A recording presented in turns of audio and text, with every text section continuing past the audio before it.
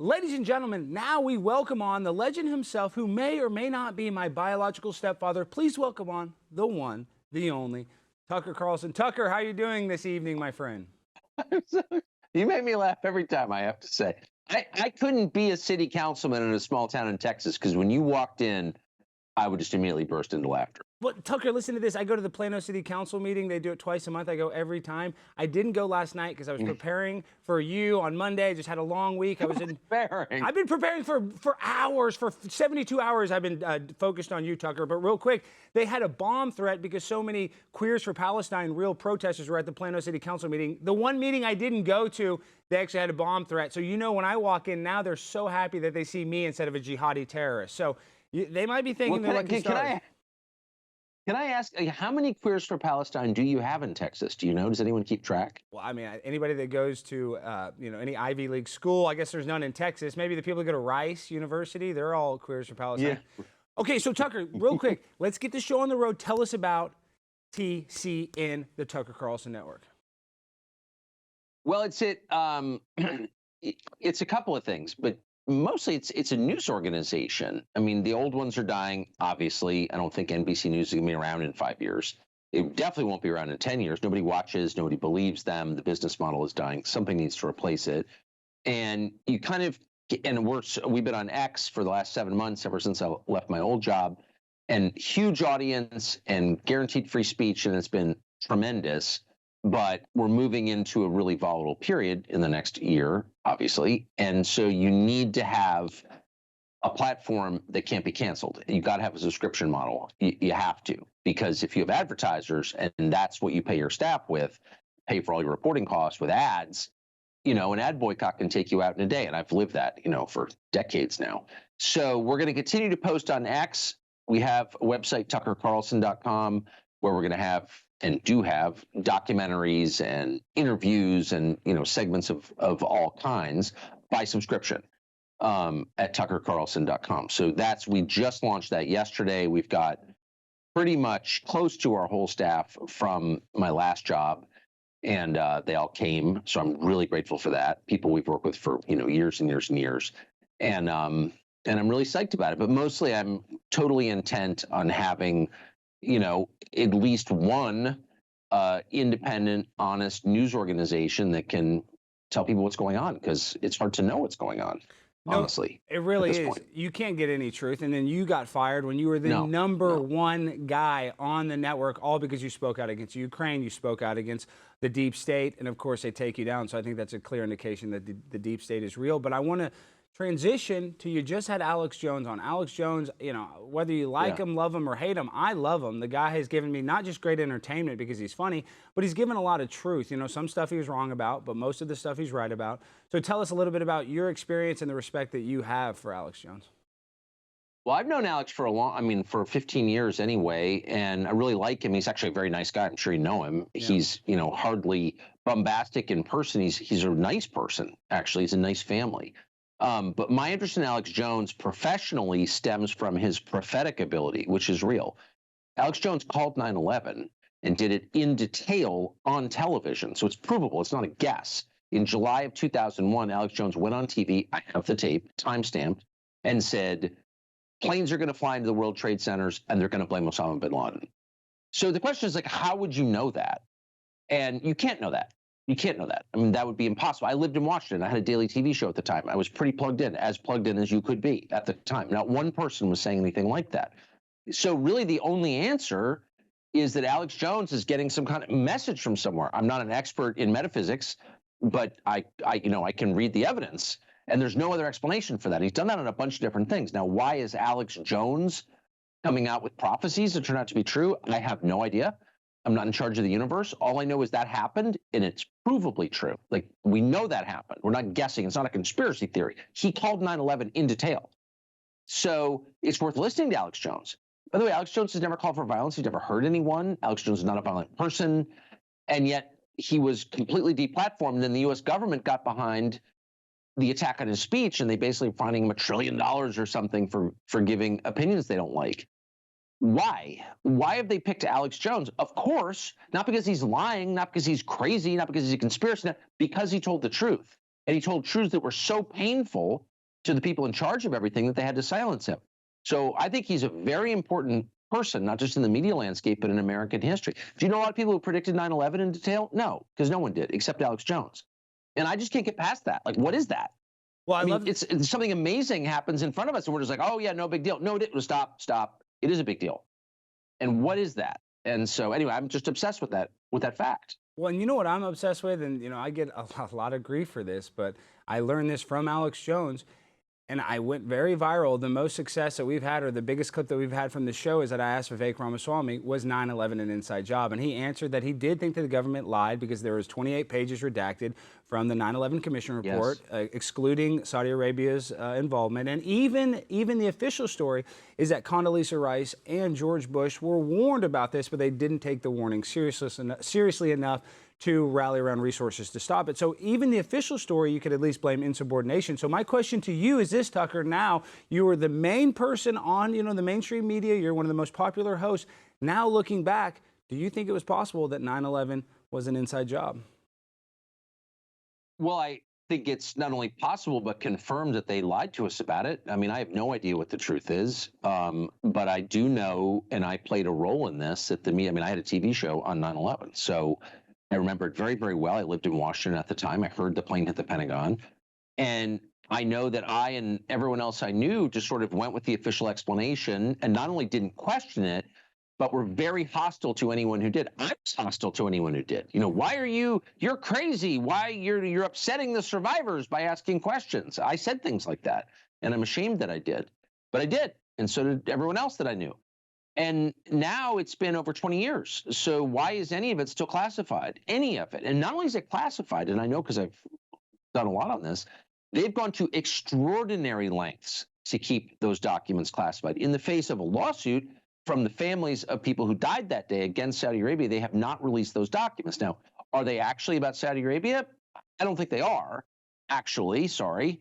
And I'm not, I haven't seen them, so I'm not sure what's in them, but I'm pretty sure the explanation that the rest of us have passed on as true is not true. But look, I don't know. But we have an absolute right to that. There's no justification for holding that from us. On what grounds? Are you on national security? We've already been attacked. And we're going to be attacked again. And we have a right to know what's in those documents. And moreover, the Building 7 stuff, I'm happy to believe it collapsed because it was hit with debris from the planes or whatever. But I don't know. I've personally known a number of structural engineers who are like, that's not true. Now, what is true? I don't know. I have no evidence. I haven't seen anybody placing satchel charges in the building. I don't know. It's all speculation. But it's an entirely fair question. It is not crazy to ask, how did those buildings collapse in the way they did, particularly the building that was not hit by a plane? Like, what was that? And you get to a certain point where you realize people are lying right to your face, and you don't know it, or you don't perceive it, or maybe you don't care about it. But I think if you have self-respect, you don't want to be lied to. Why would you? And if it's your country, and in this case, it is my country, I was born here, I have a right to know. So and stop lecturing me about how it's my fault that I want to know, or I'm crazy for wanting to know. What is the answer? Oh, it's already been determined. Experts have told us. Really? Because it turns out there are a lot of people who seem legitimate to me are like, no, I'm not claiming that space aliens did it. I'm just saying that doesn't make sense from a structural point of view. So what's the answer, and why is there no conversation about it? The last thing I'll say, anytime people who ask questions are denounced as immoral for asking them, you are almost certainly dealing with liars. There is almost certainly a crime they are hiding, because why else would they be attacking you for asking an obvious question? How did Building 7 fall down? It doesn't make me crazy to want to insane, and it makes you a liar if you're attacking me for asking you. That's my opinion. And you're exactly right. And Jerry Seinfeld used to have a joke. He used to say, the black box, why don't they just make the whole plane out of the black box? Because the black box survives or crashes. Well, why didn't they just make the whole entire plane out of the terrorist passports? Because somehow the black box doesn't survive, but the terrorist passport, the FBI has 2 terrorist passports the same day they attack. Raises some real red flags. But I want to segue to a subject that you said, a subject that we all like, extraterrestrials. Tucker, personally, what I think that they're trying to do with extraterrestrials is I believe it was Ronald Reagan who said that it would take an existential outside threat in order to bring all the nations together. So I think that they might be using aliens as a psyop to scare us. What is your opinion on aliens, Tucker? Well, the whole topic has certainly been frequently used as a psyop. That's documented. I mean, a lot of it's out, Project Blue Book and all that stuff. I mean, there's absolutely no question the U.S. government used this story as a distraction, has lied a great deal about it, and that's, I have no doubt, still in progress. The question is, at the core, underneath all of that, underneath all the lying, is there something there? And yes, there is. And it's been written about since we have a written record. It's been written about for thousands of years. And so, yes, there is something that is not human flying around. It is an independent intelligence. Is it extraterrestrial? I don't think that it is. That's just my guess, informed guess. But whatever it is real. That's one thing we know. The second thing we know is the U.S. government absolutely does have physical evidence of this, whatever it is. And we know that from 10 separate whistleblowers, a couple of whom I know. And then the third thing we know is that the U.S. government, the Congress specifically, including the Senate Majority Leader, including the new Speaker of the House, Mike Johnson, and including 2 different committee chairmen, are making extraordinary efforts to prevent the UAP Disclosure Act of 2023 from being, from taking effect, from preventing the act from releasing the information to the public. They're trying really, really hard. And that's true, and I know that for a fact. So, of course, there are psyops, and they're going in many different directions. It's hard to know exactly what they are. But the core facts are this is real. The U.S. government does have physical evidence, and they are still trying to hide it from us.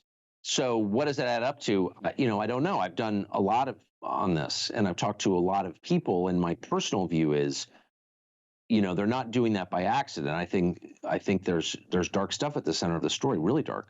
I mean, I know that is true. I believe that is true. So. Well, and obviously you've done a lot of research about space, so I think that you'd be very familiar with.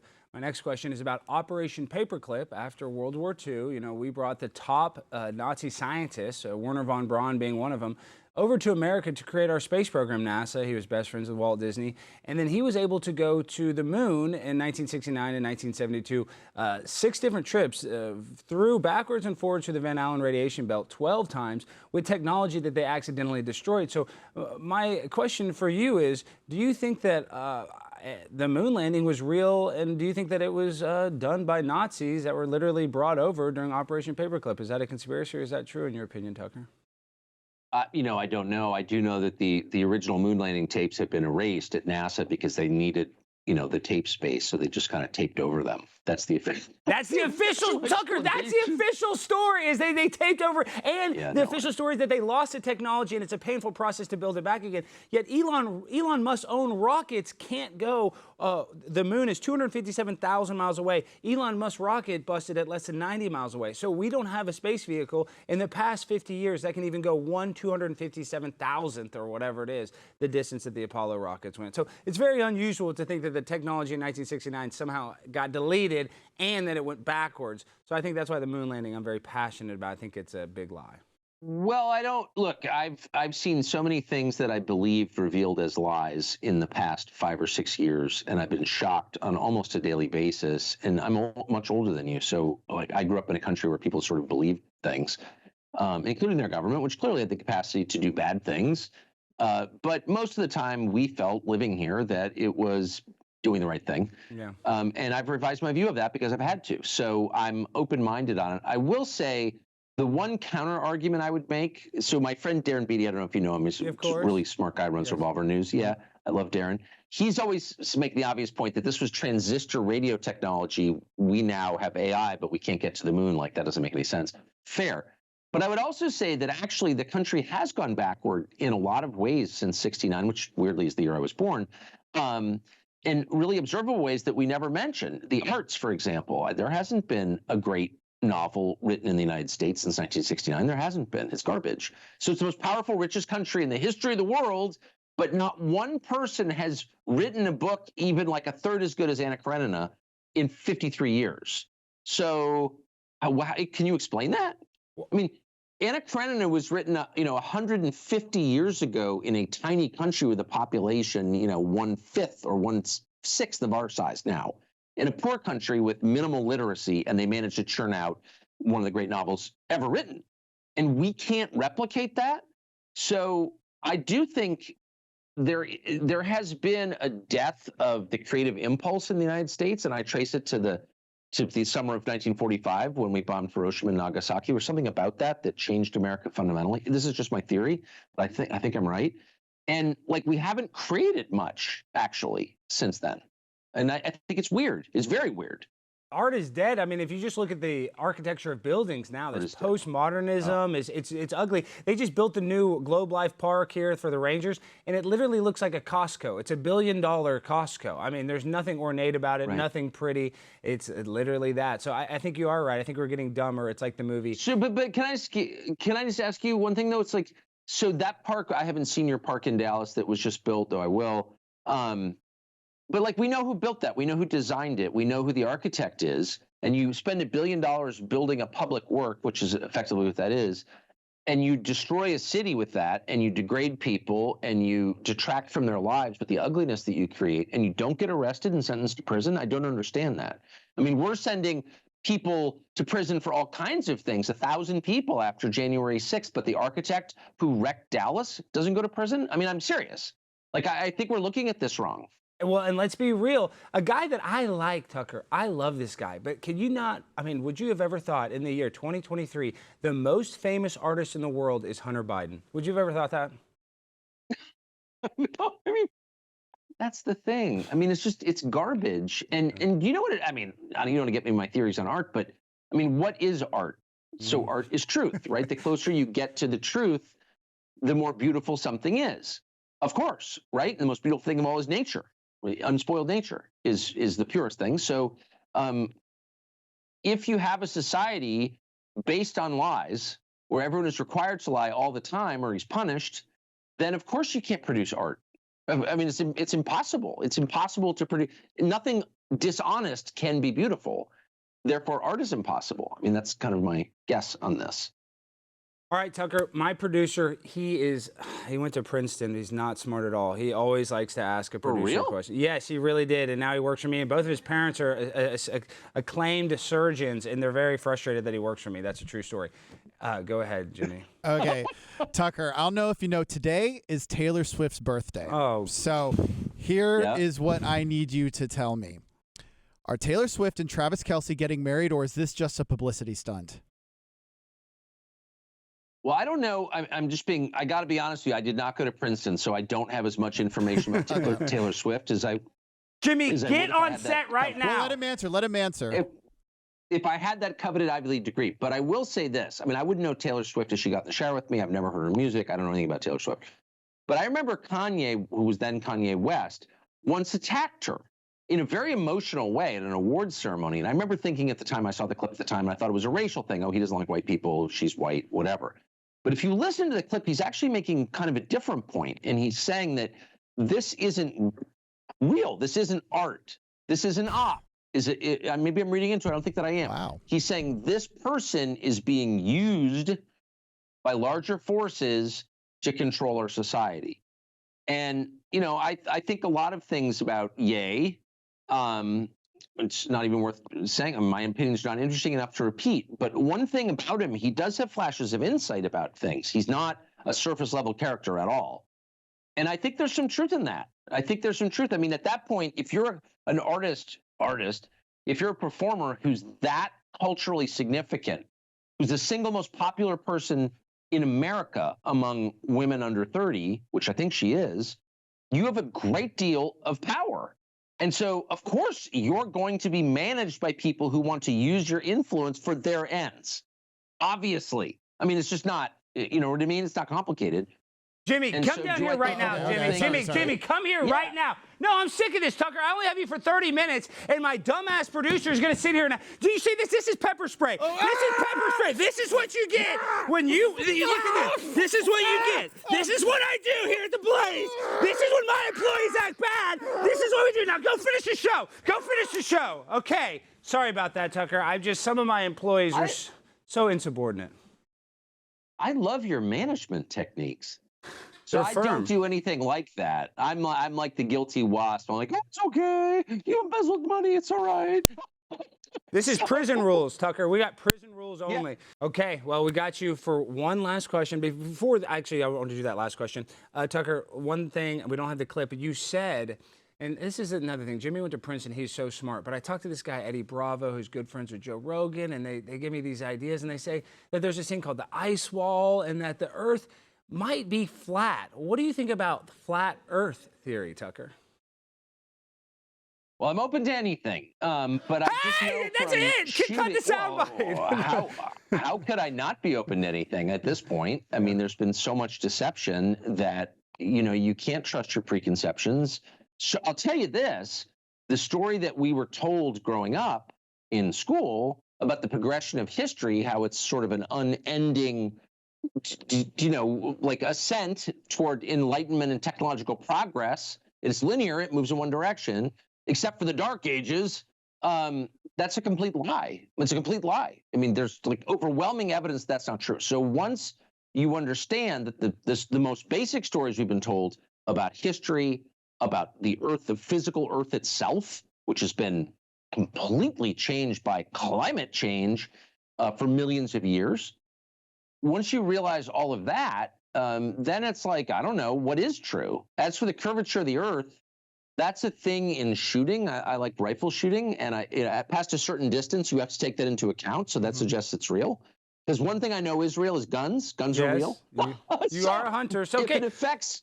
So you're saying the Earth could be round. Okay, we like that. Now, this is the last thing, very last thing. Now, Tucker, when I was in Maine and I was a guest on your show, Tucker Carlson Today, I made very good friends with your hairstylist, and I paid her a lot of money, and I got a lock of your hair. So please, come on, I brought a doctor. This is Dr. Goldberg. He's from the DNA clinic. I don't know if you can see him. This is our DNA test right here, Tucker. So what we do, this is the hair. Please show him the hair, Dr. Goldberg. A little closer, Dr. Goldberg. So right now, Tucker, we're going to find out once and for all if you are my father or not. So this is huge. How do I read this? I'm not a doctor, Dr. Goldberg. So you just take out the paper and read the words that are on it. It says, Tucker, you are not the father. This has to be wrong. This has to be wrong. He is my father. So I know you wanted a different result, but we tested it many times. Dr. Goldberg, he has to be my dad. This is his dad. Get out of here, Dr. Goldberg. Dr. Goldberg. Tucker, you're my dad. I love you so much. I'm still going to lie. Even though you're not my biological father, I'm still taking credit for it. Tucker, I love you. Everybody join the TCN network. I just joined it today. $72 for an annual membership. That's dirt cheap, and you're going to get the best guest from the best host, the king, the new future king of all media, not Howard Stern, the one, the only, Tucker Carlson. Tucker, thank you so much for coming on, my friend. I love to watch you abuse your employees. Amazing. I don't like it. Yeah, shut up, Jimmy, shut up! I don't like it. Tucker, please have a good day. And once again, you're the king of all media. You are the future of independent media. Thank you for going out there and being a hero. It's nice to be the future at 54. I love it. Thank you, Alex. And go be the VP. We need you to be vice president. Go tell Trump you deserve to be vice president. I dare you. Peace. Thanks, man. Love you, Tucker. Bye. I'm so fly, I'm aligned with the planes. My grind so refined, I got no time for no games. Ask yourself